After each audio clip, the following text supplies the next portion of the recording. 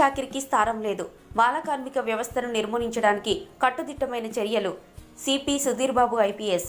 సంతోషంగా చదువుకుంటూ ఆటపాటలతో సాగాల్సిన పిల్లల బాల్యాన్ని చిదిమేస్తున్న బాల కార్మిక వ్యవస్థను సమూలంగా నిర్మూలించాలని రాచకొండ కమిషనర్ శ్రీ సుధీర్ బాబు ఐపీఎస్ పిలుపునిచ్చారు.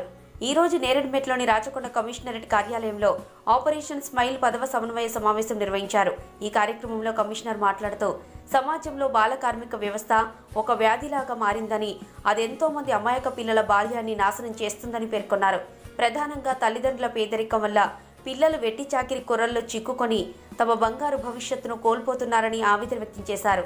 తల్లిదండ్రుల ఆర్థిక పరిస్థితి ఎలా ఉన్నా తమ పిల్లలను మాత్రం వెట్టి చాకిరి కూపంలోకి నెట్టకూడదని, పిల్లల చదువు కోసం ప్రభుత్వం ఉచితంగా ఎన్నో కార్యక్రమాలు, పథకాలు అమలు చేస్తోందని, వాటిని సద్వినియోగం చేసుకోవాలని సూచించారు. వెట్టి చాకిరి నిర్మూలనలో ప్రజా భాగస్వామ్యం ఉండాలని, ప్రజలు కూడా దాన్ని తమ నైతిక బాధ్యతగా భావించాలని పిలుపునిచ్చారు. రాచకొండ పరిధిలోని మానవ అక్రమ రవాణా మరియు బాల కార్మిక వ్యవస్థను నిర్మూలించడానికి కట్టుదిట్టమైన చర్యలు తీసుకుంటున్నామని సిపి పేర్కొన్నారు. మానవ అక్రమ రవాణా మీద ఉక్కుపాదం మోపుతున్నామని, ప్రత్యేక బృందాల ద్వారా ఎంతో మందిని రక్షించామని, కేసులు నమోదు చేశామని తెలిపారు.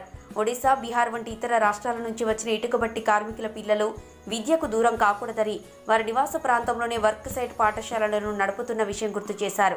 ఈ కార్యక్రమంలో DCP women safety Usha Vishwanath, ACP Venkatesham, Rangareddy జిల్లా సంక్షేమాధికారి శ్రీ కృష్ణారెడ్డి, రంగారెడ్డి జిల్లా సిడబ్ల్యూసీ చైర్మన్ శ్రీ నరేంద్ర, మేడ్చల్ జిల్లా CWC Shri Rajareddy, Yadadri CWC chairman Shrimati Jayashree, Rangareddy జిల్లా డిప్యూటీ వైద్యాధికారిని డాక్టర్ గీత, డీసీపీఓలు ప్రవీణ్, ఇంతియాజ్, సైదులు, బాలరక్ష భవన్ అధికారులు, చైల్డ్ లేబర్ డిపార్ట్మెంట్ అధికారులు, విద్యాశాఖ అధికారులు, బచ్పన్ బచావో ఆందోళన ప్రతినిధి వెంకటేశ్వర్లు, చైల్డ్ లైన్ అధికారులు మరియు ఇతర రాచకొండ పోలీస్ అధికారులు, సిబ్బంది పాల్గొన్నారు.